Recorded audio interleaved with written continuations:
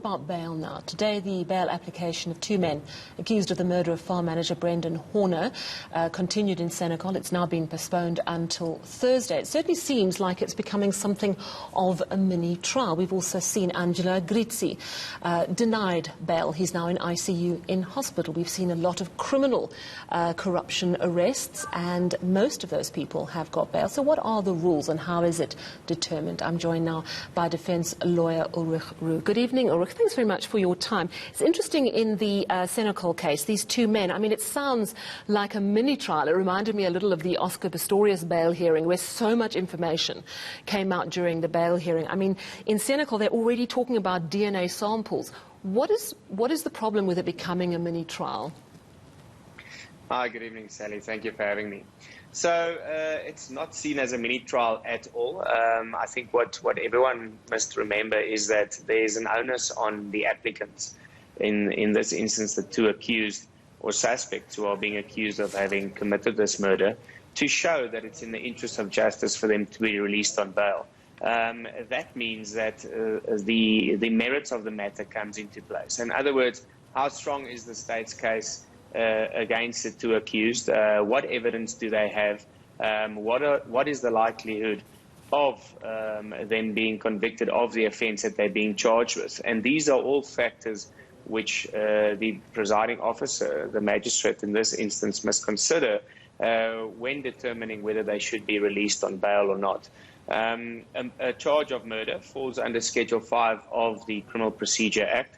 And quickly, there are 5 factors which the court will consider. The one is, if the accused are released on bail, is there a chance that they would commit another offence which falls under Schedule 1 of the Criminal Procedure Act? 2, is there a likelihood that they could evade their trial if they were released on bail?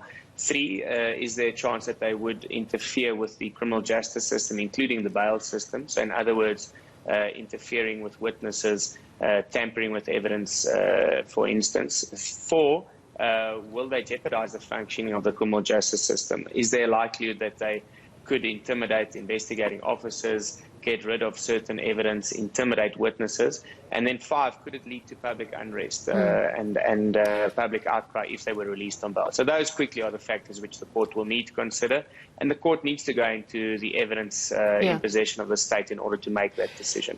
Unrest is an interesting one because in the Senekal case, the defence lawyer is saying that there's no indication that unrest will occur. Regarding Angelo Grizzi, he was considered a flight risk. He's really sick now in ICU. He was on oxygen at the time of his bail hearing. If you're sick, does that affect whether you get bail or not? No, not at all. The reason why he's been moved to a hospital facility is because his legal team has produced enough evidence to show that he is suffering from a life-threatening condition and that he cannot receive the medical treatment which he should be receiving whilst he is incarcerated in prison, and accordingly he should be moved to a hospital facility until his condition improves. He is still in custody. So in other words, it's not as if he's now a free man.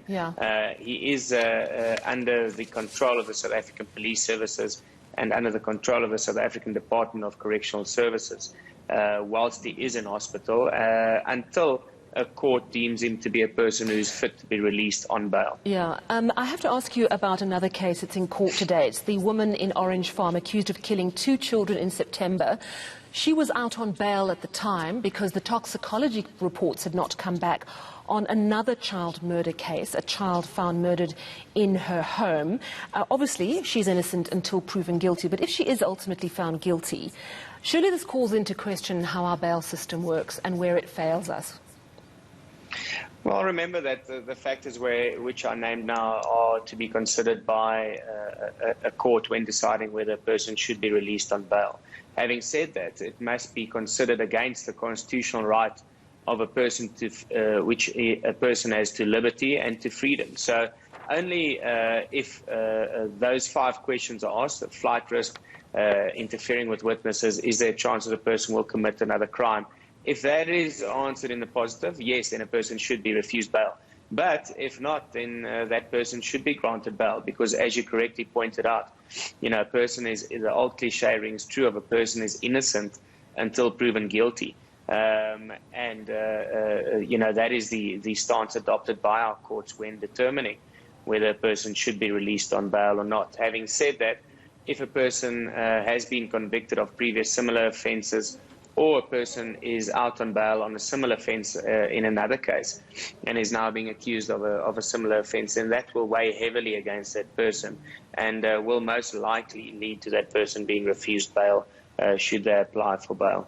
Well, thank you very much for your insights this evening, defence lawyer Ulrich Roux, talking about conditions for bail. And of course, we know in the Orange Farm murder case that woman has in fact withdrawn her bail application.